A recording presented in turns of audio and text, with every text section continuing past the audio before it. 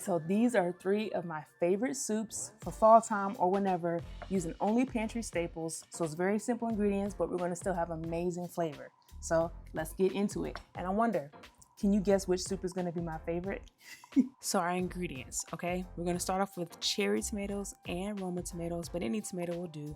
2 red bell peppers. I'm also gonna use extra firm tofu. Don't be afraid, we're gonna make it taste good. 1 garlic bulb, the whole bulb, and yellow onion. So what I like to do with the garlic is roast it with these vegetables. So I make a pouch so that way it doesn't burn. You add the olive oil to help soften the garlic while it's in its pouch. And garlic is super beneficial. Like it has anti-inflammatory properties, but also from like the eating side of things, the flavor, it just makes things taste so amazing. And it's not salt, so that's another way to add flavor without adding too much salt. Now I forgot to peel off or to cut off the ends of the tomatoes, but it's not a really big deal because everything's just going to be thrown right into the oven, including the garlic bulb. I set the oven to 420 degrees Fahrenheit, and it was probably in there for a good 30 minutes. You can see that red bell pepper, the skin is really wrinkly. I put it in that bowl just so it could be easier for me to peel it before I move on to my garlic. It's so easy for you to kind of squish this out. Make sure you wait for it to be cool so you don't burn your fingers like I did. And then after that, I'm just literally putting everything right into the blender. So I'm putting in my tomatoes, I'm putting in my onions. Look how easy it is to take the skin off of the tomatoes. I actually started doing roasted tomatoes like this, and even bell peppers for people who aren't able to have tomatoes. Bell peppers have a similar flavor profile and also similar benefits because they're red, so they have that lycopene that's super helpful for health reasons. But all I was doing there is just taking out the seeds because we don't want the seeds in there. The tofu, I think this is a key step because it's going to add your protein. It's actually going to make it creamy too. Veggie stock is going to help thin it out. I just added a touch of coconut milk to make it a little bit richer. Something I want to make sure I talk about is that halfway through recording this, a friend of mine told me she's not feeling good. So not only will this serve purpose for showing how to cook this, but it will actually help somebody feel good because we're going to deliver it to her. Well, I'm going to deliver it to her. You guys aren't going to be there.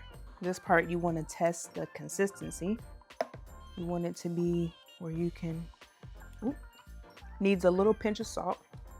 I could taste the red bell pepper for sure.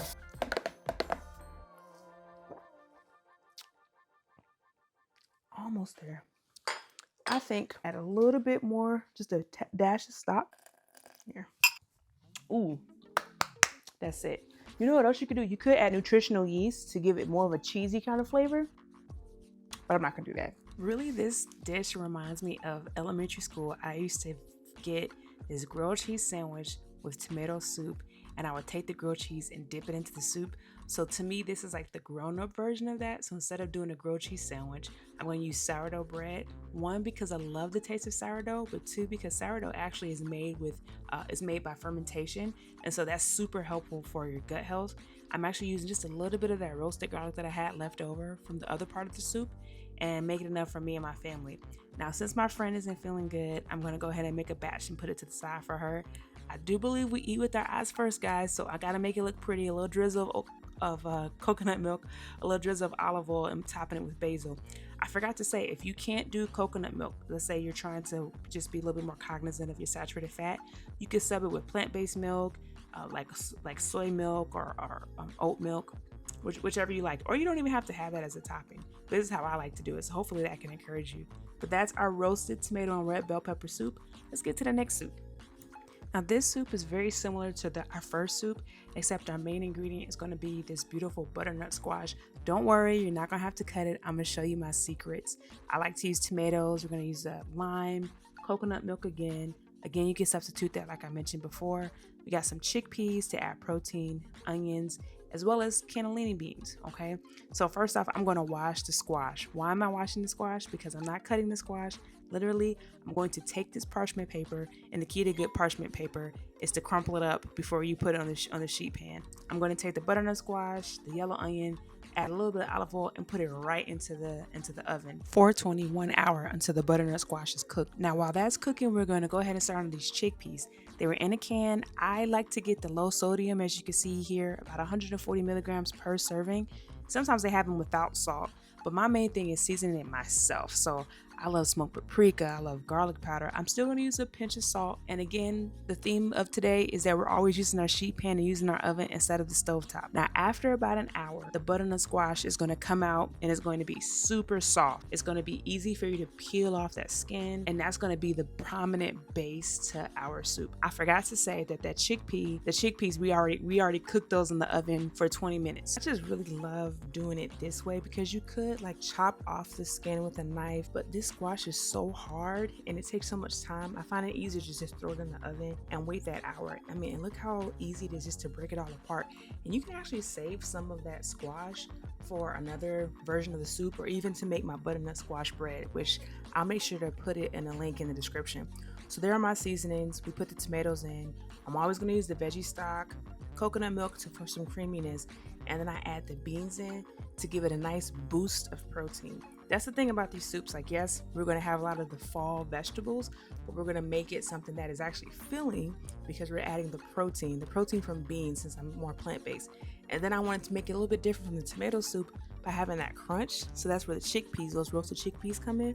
And it's super, super lovely. So for this next soup, it's a little bit different than the other soups because it's actually going to involve quite a bit of chopping. That's why I saved it for last, to kind of get you comfortable with what we're going to do. Also, it's going to use heartier ingredients, and my favorite is going to be these sweet potatoes. We'll talk a little bit more about those. But you got your carrots, we're going to use scallions, red onions, bell peppers, some thyme to give it a nice flavor, and our protein is going to be those cannellini beans. So, and then also I can't forget spinach, right? Now I wanted to jump into these mushrooms. We're not using the fancy smancy oyster mushrooms, which I'm guilty of. I think a lot of people can get intimidated by plant-based cooking because it seems like you have to have all these ingredients and all of them are from these specialty health food stores. So number one, when you are cooking with mushrooms, make sure you wash them, but not by dumping them in water. Take a nice damp paper towel and wipe off any dirt that you see. Now, since I'm using this as the base of my soup, it doesn't matter how thin you chop the mushrooms, you can't mess this up, right? Just make it small enough so that it's easy for you to sear it in the bottom of the pan.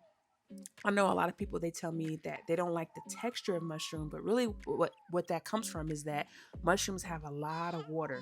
And so even though I put olive oil in the pan, you don't actually need the olive oil in the beginning. As long as your pan is hot enough and all the mushrooms are touching the bottom, we'll let that sear off the mushrooms. Now, while that's happening, we can move to the sweet potatoes. Now, these are two different types of sweet potatoes. Your traditional orange sweet potato, but then there's this Japanese sweet potato, which is a little sweeter. To me, it tastes almost kind of like a marshmallow, not really, kind of just soft, and I don't know. It just has a nice complex flavor. It's going to add a nice sweetness to our soup that'll pair well with the savoriness of the rest of the dishes. Now, when you look at the mushrooms, you'll see that they've lost a lot of that water and they have reduced in size. So even though before the pan was filled with a ton of mushrooms, it's actually not many now, right? So we'll keep that going on a lower heat, and then we'll chop up the rest of our veggies. So we got our red onions here. I love to use scallions just to have another type of flavor. You only need the light green part because that's the part that needs to be cooked down. The darker green part is more for like garnish.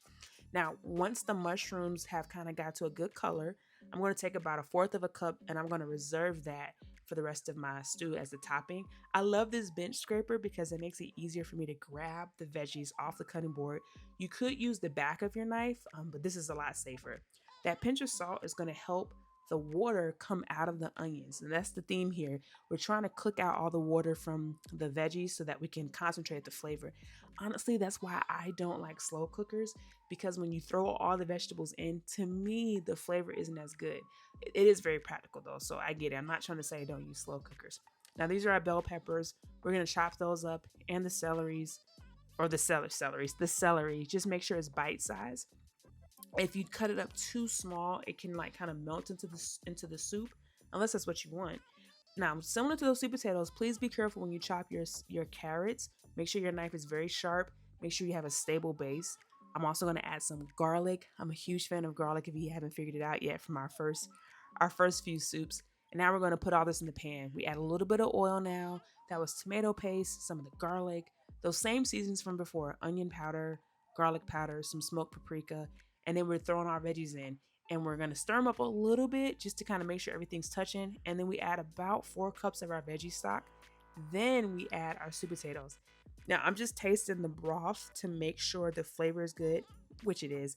I added a cup more of water just to kind of thin it out some, to give the potatoes some time to cook, because that's going to be the thing that takes the longest to cook. And then right at the end, I add allspice because I love allspice. You don't have to add that. You can add cinnamon though. That's really a one I like a lot. I put that thyme in. I tied it with a little, with some twine so it's easy for me to take out. And we're going to bring it to a boil. The reason you bring it to a boil first, and then you're going to simmer it so that way the sweet potatoes start to cook. Once the sweet potatoes are cooked all the way, I'd say that's like about 25 minutes. Then you can add in your cannellini beans. Now remember, these were canned, so I would rinse those off, make sure they have been drained, especially if you use low sodium cannellini beans, that'll be good. But you can sub in any beans that you like, whether that's lentils, chickpeas, black-eyed peas, black beans. Now, a trick to making the soup creamier is to take some of that soup, and if you don't have a stick blender like this, you can also put it into a regular blender. Just make sure your soup has cooled down.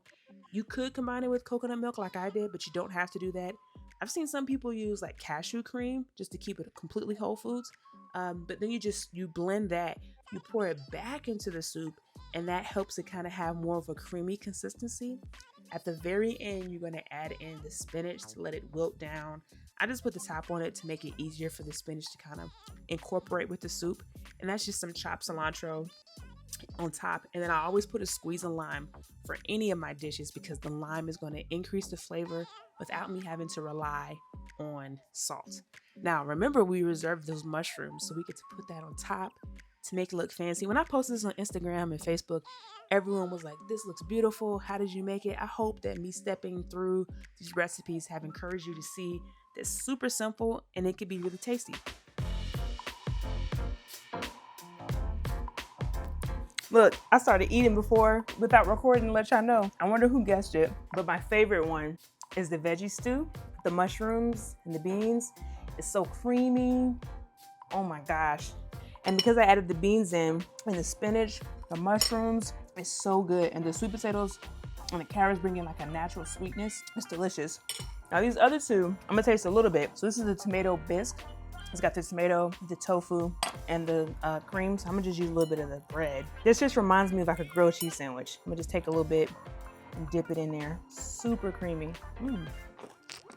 It almost tastes like it has ginger in there. I don't think I put ginger in there. But that's very good. I'm gonna take one more little bite. Super creamy. Can you see that? I love the color. The color is a little bit lighter than you would expect because of the cream and the tofu. And you can always make it work for you, how much salt, if you don't use tofu, you can use another. You can use the beans like I used for here, or like I used for the butternut squash. You can make your own. I'm gonna taste a little bit of the chickpea with the butternut squash soup.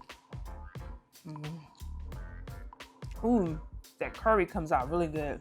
And the paprika, oh man, that's good too. This would almost be my favorite if it wasn't for this one. So I'll say 1, 2, 3.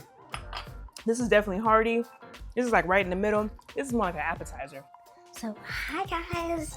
Today I'm gonna be trying 3 different soups. We're gonna be trying the butternut squash soup, the veggie soup, and the tomato soup.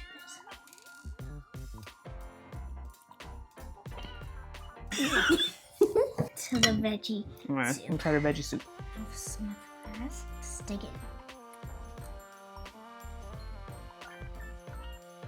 That's good. It's good?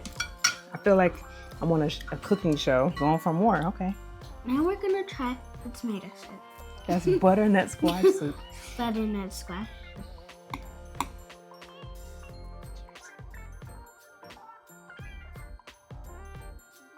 So the only soup you like is the veggie soup. Tomato soup has some kind of like peppery flavor.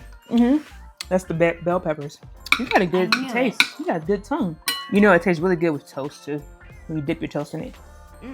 Yuck. All right. Tell the people bye. Bye. No.